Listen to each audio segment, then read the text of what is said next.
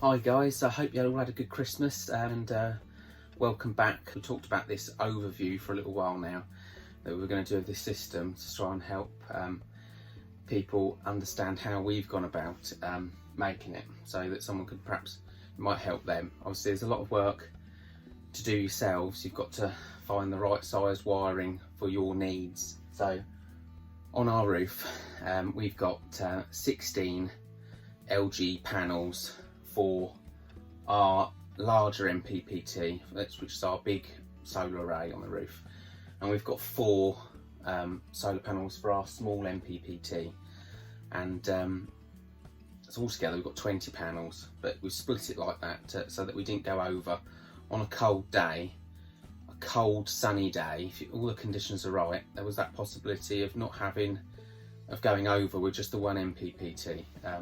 According to things we've looked at, so that's why we've gone with 2, and we've got room to have more if we want. On our links power in, we can actually add more, another MPPT and things like that. So wind would be a good thing later on as well. You know, we'd like them to come up with something that we could use our Servo GX with the wind thing. There might be something out there. I haven't taken so much time to look into it just yet.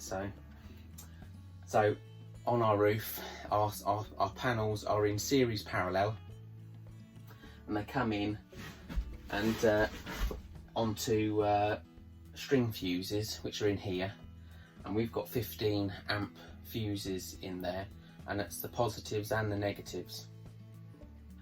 And then it comes into an isolation switch. So this isolation switch on the end is for our small MPPT and for our 4 solar panels that are on the roof. So we've just used 4mm solar cable, the proper solar cable that you can buy, and we've paralleled them together in the box, them wires, because there was 4 lots of wires going into the top of the box, and we only wanted 2 to come out to make it easy to connect to our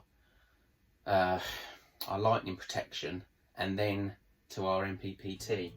So I actually upped the wire on the way out a little bit. I went to 6mm solar wire because I had some of it, and we've gone up to the top here. We've got our lightning protection. So anyway, our switches are Crosser Namer 4-pole 2-string DC isolation switches, and they work really well. You know, they're quite a heavy duty, feel industrial, good clonk sort of thing when you switch them off, and yeah, nothing comes through. They're not for 3-phase, or some people said they're for 3-phase. No, they're proper DC. As I bought them, I've got a box somewhere actually.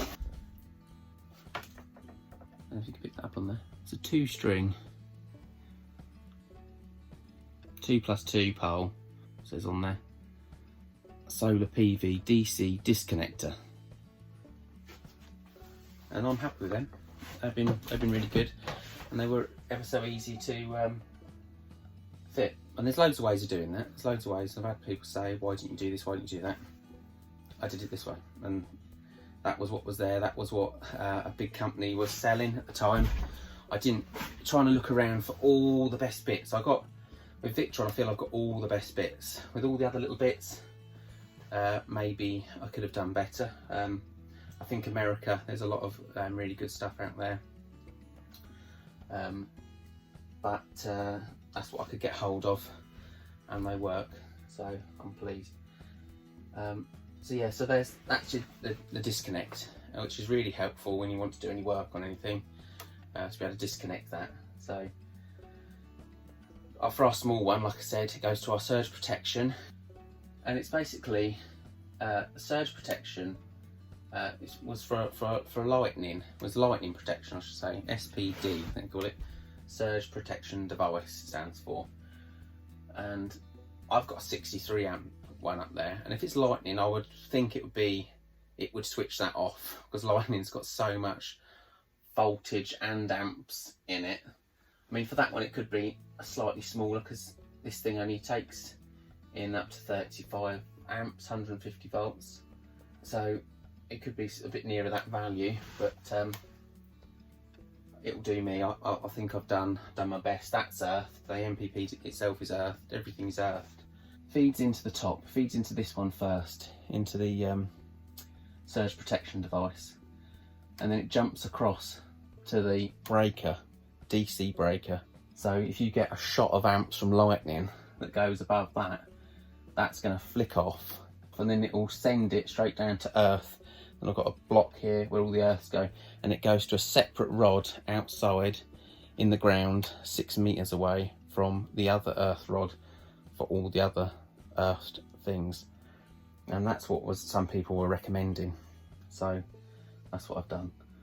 A lot of people don't bother with that, and a lot of off-grid things that I saw when I was first starting out a couple of years ago when I was looking into this, they don't bother with the surge protection thing.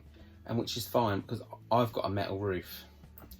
I've got a metal pole with a router on it. If lightning hits it, well, it's going to be drawn to it, isn't it, lightning? So it's all that metal. So I was a bit more cautious because of all that. And so I hope that will sort it. And also your panels get earthed. Something I haven't actually got around to doing yet. I've got all the stuff for it and I haven't got around to doing it, but these bits are earthed. So there was 8 lots of wires going into these two, so 4 in the top and 4 in the top of the other one. And then we came out and I couldn't join them all in the box. There's a lot of faffing. If there's room in the box, you can try and join them. I didn't. I thought it was just easier to go to this bus bar system, links power in, and I just put them all on that, and then I know what string they're from because I've marked them. Some people, that's not necessary, but at least you sort of know in what line they are. It just helps me get it straight in my head. You know, some people, they just won't bother with that, and you don't need to, but I think it helped. It helped me when it was laying all the wires and I had all these wires in here. I knew which part they were from. So it goes to these bus bars, and it comes off for these bus bars. So they're all connected now into just 2 wires. A positive, negative, goes up to the surge protection where it has jumpers that jump across. Then if your breaker goes off, bam, that switches that off. So then the excess current gets shot down to your earth and out to ground. So then to our large MPPT. So we go into that, and then we've come down from there with both MPPTs, come off, and then we've joined up into this where we have fuses, and they are mega fuses. And the problem with the mega fuses, getting ones that are small enough amperage to fit in it, especially with a 48 volt system. It's not so bad with 24 volts or a 12 volt system. You can get different ones, but I struggled for 48 volt system, and they go in there. And if you see the other videos, you'll be able to see exactly what that's like. And I had to up the wire size because it was higher than I wanted.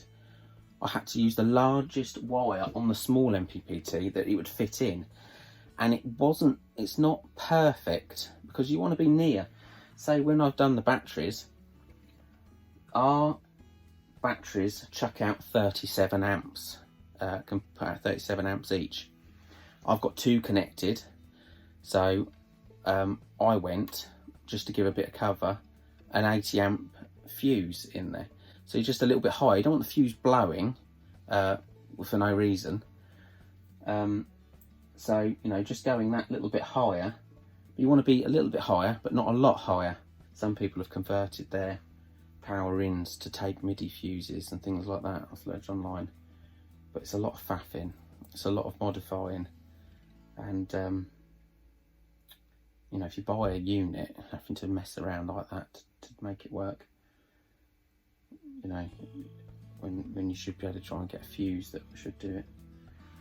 Yeah, we come into, so they're fused, and I'm confident everything is right, especially that big one, that big wire. This will blow before that 35mm wire does anything. So, and that little one, it is within the parameters according to the calculators I've used to be fine. It's all welding grade sort of wire, welding cable. So yeah, so we use terminals on here. As you probably see from the other videos, we use terminals, much easier than trying to, because then that welding cable is very fine, hundreds of little fine wires, and it's easier to get them in there, crimp them and then put them in there, than have all these little fine wires fluffy trying to get them to have a nice tight fit. So then we add our, so then we come through here and we've got these disconnect switches, and they are useful when you want to switch things off this side, but if there's something wrong, and then still get power to the Servo GX, because Servo is powered off of here. Servo's got little wires that go into the end here onto its negative and positive, and that just powers that, so you can find a fault if there's anything wrong. So I've done a video on the Servo GX before about the way we've used all our communication cables. So don't want to cover that too much, but we use a lot of VE ports on this thing. They got the VE ports on our MPPTs, VE direct ports they are. We've got one left, so we've only got one left, but we've got VE cans we can use on things in the future as well, depending on what we get. So yeah, so we've got communication cables. We've done quite a big bit on that, so you know, the right communication cable for, say, our Pylontech batteries. So yeah, so check out that video. I'll just be repeating myself, and I'm not that interesting. Yeah, and I think we also discussed in that video our little touchscreen. And look at that, we're just covering our loads, putting nothing in. It's raining, it's horrible. So our system, we've got Pylontech batteries, we've got 7 of them, and we've got 4 sets of cables, as you can see. That's how we've had to do it. That's how we've had to do it because of the size of our inverter. These are spread out this way, not high up on brackets, not stacked up. They don't need to be. These cables are rated at 120 amps, and using one set of cables just will not be enough for all that this can use. So this is what we've got. We've got this many sets, and we've got 80 amp fuses in there, and then on this one we've got 40 amps because that just goes to 1. So that's how they're fused. I'm happy with that. And so we've still got room here. We've still got room to put other MPPTs on here in this bit here, or wind, or something that works with our batteries. That's the thing. You need something that works with the battery and with the Servo GX, really, when it comes to the wind side of things, that ideally I would be waiting or looking for. So we've got space to put more things on. We'll have to have a move around, put another MPPT somewhere, maybe down here, and to run it later on. So off the end of here we've got 95mm cables coming off here, which is what was recommended. If you went over half a metre, in the manual for the Quattro they said to use that, and we were getting a bit close, so I just made sure and went with the bigger wire, the 95mm wire. And we've got a Class T fuse in there in a holder. That's a BEP holder, but I also got at the same time, I was waiting a long time for things to turn up and I got impatient. The better one would be the Blue Sea Class T fuse holder, that bad boy. So at some point I could probably put that on, because this actually had a much better voltage maximum operating level, DC operating level, 160 volts DC. I can't remember what that one had. It wasn't quite near that, but that one, just a bigger unit really. Good quality thing. So I've still got that, and I also, because I looked at buying a ANL fuse. In fact, I think I ordered the thing actually at one point. That wasn't recommended. They said that wasn't as good as the Class T fuse. Class T fuse is the best for stopping things like surges and things like that. You know, that's what it's there for. So I got the best you could get. So there's a Class T fuse, big chunk of metal, 400 amp Class T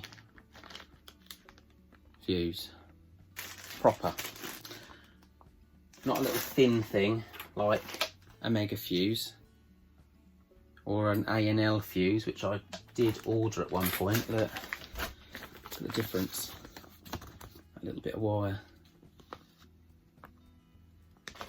I would get that and that for this. I've got them and I've got to put them on there. Get rid of, you know, perhaps change the back point at some stage. You know, I've in the price I've paid for learning, I've got little bits and pieces, and also getting the stuff. Just trying to get it here at the time, it was a nightmare trying to get things. I'd already bought the ANL fuse, and then discovered it wasn't really the best thing. So yeah, so that goes up. We come off of here, so we go through our fuse and come up into the Quattro, and that's basically the DC side of things, is this end, because the batteries, it's a DC current that it puts out, and it ups it. That's the inverter for the 230 volt that we use in the house. So coming off of here, we've got what they call meter tails. So you can get these online, these meter tails, and that's what gives the power to this unit. That's like a caravan type socket unit, 32 amp plugs coming off of it, and you can get ones with a lot more, and I wish I had, because I'm using more than I thought I was going to, and so that basically, I'll come into these split tail things. These are really good quality. These, I've got some really big thick cables here. Now I think they are 6mm cables. Obviously it's got positive, negative, and this is the side that is your AC side. So it's coming off here to AC. It's come out of the inverter, and it's the sort of juice you want to run your house with. So yeah, they're really good quality, and this is like split. See, I've got cables going here, so they go outside, they go through that hole, and I've got ones coming in and ones going out, and yeah, so it does. Look at me, look at sockets I've got up here. Got all these sockets, and then it goes into 16. So I've got a big one of these that is your 32 amp socket there, and it goes to a plug like this. It's got all these 16 amp ones on.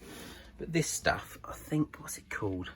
Nexon's Horn. Was that how? It looks like Horn. It's HO7RN. It's good industrial like stuff, and definitely that's the thing to go for. Put a link in the description for you, so you can find that. And you know, there's no overheating with that stuff running this. So yeah, so that's good stuff, especially if you've got travelling any distance with it. Nice big thick bit of wire. And then we've got your usual much smaller normal sort of caravan wire. When you go on a caravan sites, you get this cable. I go into a breaker here. That's a 32 amp breaker in there, and that bit is from the generator. Yeah, so that's all it is. That wire comes up through here from the generator, comes up through here, breaker into there, into AC1, and then we'll show you the generator, which plugs in. This nose you know, it knows it's switched on. I think you get about 6 seconds before it switches over, and it knows the generator's on. Well, it knows the generator's on, but it gives the generator a slight bit of lag, bit of time. That's more programmable, I think, with the Servo GX, because eventually if I have a 2-wire system to start it, I can set parameters where you can let it warm up a little bit longer. But for that one, it's not a problem. Actually start it straight away, because it's already running at high RPM when it starts from the off. Right, so this is the generator. So this is the cable. This is our cable that goes into our inverter, and it just knows it's there. Obviously, you've got to select the right parameters in your inverter. 32 amp plug. We put 20 amps up into the batteries. I think that's what we're putting into it at the moment. That's our little generator. So we're running the generator now, and just to show you how the generator works with it. So I think we're at 20 amps. I think that's what I set it to. I've changed it a number of times to see how the generator is. And I switched this to the little generator sign as well. It was on the grid sign. But so that's what we're putting in at the moment. 3,800 and something. So it's charging it up, and I'll come back and show you when it's nearly full. This slows right down, less and less goes in. Our inverter is bulk and then mains on, you see. Okay, this is it as it's approaching now. It does get to the 100% full eventually, but look how the generator's still running as it should be, but it doesn't need that much, so it's just slowed right down just to top up that last bit. So it's just an example that when we set it up, you know, the generator, it all takes care of it for you. So the stuff's smart. So this is the overview. So this is our overview. If you're doing this stuff and you don't know how to do it, it's worrying. It's a lot of money here, and well, there's a lot of money in anything you do now. It's all expense, and but it's worth it. You know, it's an achievement, and I'm glad I understand it, and I'm not reliant. That's part of the thing with off-grid. It's no good saying I'm off-grid and still being completely bewildered by exactly how it all works. So you know, I do have some idea now. So yeah, so best of luck with your projects, and I hope you have a good new year. Thanks for watching.